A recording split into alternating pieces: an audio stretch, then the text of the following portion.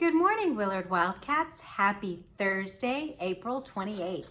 Happy birthday today to Melanie S., Dylan G.S., Sarai I.R., Adrian M.H., and Gael R. We hope you have wonderful birthdays on this Thursday. Wildcats, today we're going to read a fun book that I know many of you are familiar with. It's called The Day the Crayons Quit by Drew DeWalt, from the illustrator of Stuck and This Moose Belongs to Me. And the illustrator, which is upside down, I've got to turn it upside down, is Oliver Jeffers rather. All right, The Day the Crayons Quit. One day in class, Duncan went to take out his crayons and found a stack of letters with his name on them. Hey, Duncan, it's me, Red Crayon. We need to talk. You make me work harder than any of your other crayons. All year long, I wear myself out coloring fire engines, apples, strawberries, and everything else that's red. I even work on holidays. I have to color all the Santas at Christmas and all the hearts on Valentine's Day. I need a rest. Your overworked friend, Red Crayon. I love this book because this book helps us to think about perspective. How interesting would it be if we had the perspective of our pencil, our computer, and now our red crayon? Dear Duncan, all right, listen. I love that I'm your favorite crayon for grapes, dragons, and wizards hats, but it makes me crazy that so much of my gorgeous color goes outside the lines. If you don't start coloring inside the lines soon, I'm going to completely lose it. Your very neat friend, Purple Crayon. So we know if we were looking at character traits, the purple crayon is the neat crayon. Red crayon is the tired, overworked crayon, right? Dear Duncan, I'm tired of being called light brown or dark tan because I am neither. I am beige and I am proud, and I'm also tired of being second place to Mr. Brown Crayon. It's not fair that Brown gets all the bears, ponies, and puppies, while the only thing I get are turkey dinners, if I'm lucky, and wheat. And let's be honest, when was the last time you saw a kid excited about coloring wheat? Your beige friend, Beige Crayon.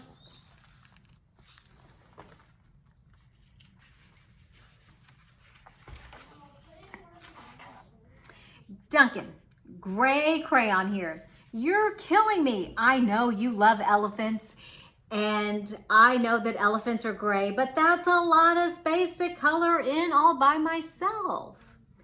And don't even get me started on your rhinos, hippos, and humpback whales.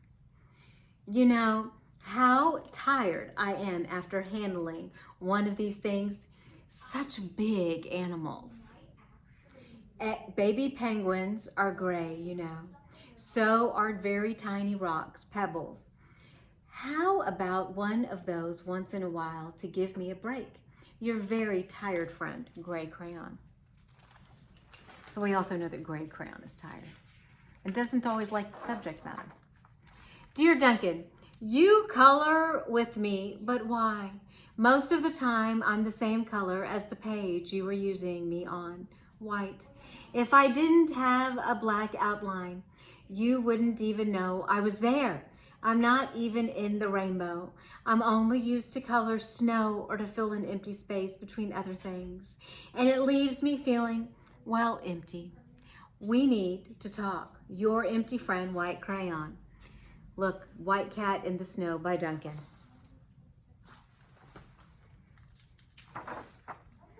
Hi, Duncan. I hate being used to draw the outline of things that are colored in by other colors, all of which think they're brighter than me. It's not fair when you use me to draw a nice beach ball and then to fill in the colors of the ball with all the other crayons.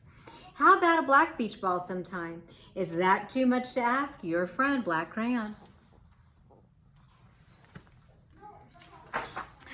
Dear Duncan, as Green Crayon, I am writing this for two reasons. One is to say that I like my workloads of crocodile. trees, dinosaurs, and frogs, I have no problem and wish to congratulate you on a very successful Coloring Things Green career so far. The second reason I write is for my friends Yellow Crayon and Orange Crayon, who are no longer speaking to each other. Both crayons feel they should be the color of the sun. Please settle this soon because they're driving me and the rest of the crayons crazy. Your friend Green Crayon. Can you hear it, Max? If you could write some dialogue for Max during the story time, what would it be? That's another thing for you to think about. Dear Duncan, Yellow Crayon here. I need you to tell Orange Crayon that I am the color of the sun. I would tell him, but we are no longer speaking, and I can prove that I'm the color of the sun too. Last Tuesday, you used me to color in the sun on your Happy Farm coloring book. In case you've forgotten, it's on page 7. You can't miss me. I'm shining down brilliantly on a field of yellow corn. Your pal and the true color of the sun, in parentheses, Yellow Crayon. Look at that. Yellow Crayon. Okay, we have more excitement. Let's see. Oh, who's next? Oh, Orange. Dear Duncan, I see Yellow Crayon already talked to you about the big whiner. Anyway, could you please tell Mr. Tattletale that he is not the color of the sun? I would, but we're no longer speaking. We both know I am clearly the color of the sun because on Thursday you used me to color the sun on both the Monkey Island and the Meet the Zookeeper pages in your Day at the Zoo coloring book. Orange, you glad I'm here? Haha. Your pal and the real color of the sun, Orange Crayon. Okay, let's see what's happening next. Dear Duncan, it's been great being your favorite color this past year and the year before and the year before that. I have really enjoyed all those oceans, lakes, rivers, raindrops, rain clouds, and clear skies. But the bad news is that I am so short and stubby, I can't even see over the railing in the crayon box anymore. I need a break. Your very stubby friend, Blue Crayon. Dear Duncan, okay, listen here, kid. You have not used me once in the past year. It's because you think I am not a great color. Speaking of which, please tell your little sister I said thank you for using me to color her little princess coloring book. I think she did a fabulous job staying inside the lines. Now back to us. Could you please use me sometime to color in the occasional pink dinosaur or monster or cowboy? Goodness knows they could all use a splash of color. Your unused friend, Pink Crayon. Hey Duncan, it's me, Peach Crayon. Why did you peel off my paper wrapping? Now I'm not dressed and too embarrassed to leave the crayon box. I don't even have any underclothes. How would you like to go to school not dressed? I need some clothes. Help. Your friend without a wrapper, Peach Crayon. Well, poor Duncan just wanted to color, and of course he wanted his crayons to be happy, and that gave him an idea.